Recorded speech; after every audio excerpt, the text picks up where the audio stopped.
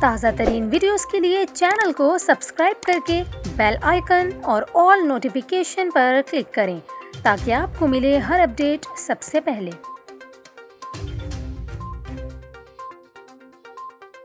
اور ابھی آپ کو بتائیں، وزارت خزانہ نے وزیر برائے انفارمیشن ٹیکنالوجی امین الحق کی تجویز مانتے ہوئے گوگل کو ادائیگی پر رضامندی ظاہر کر دی۔ وفاقی وزیر برائے آئی ٹی اور ٹیلی کمیونیکیشن امین الحق سے وزیر اعظم کے معاون خصوصی برائے خزانہ طارق باجوہ نے رابطہ کیا اور گوگل کو ادائیگیوں کے حوالے سے تبادلہ خیال کیا۔ امین الحق کا اس حوالے سے یہ کہنا ہے کہ ادائیگیاں شیڈول کے مطابق کی جا سکیں گی اور پاکستان میں پیڈ گوگل ایپس بند نہیں ہوں گی۔ وفاقی وزیر کا یہ کہنا تھا کہ اسٹیٹ بینک کو ہدایت کر دی ہے کہ 1 ماہ تک پالیسی پر عمل درآمد مؤخر کر دیں۔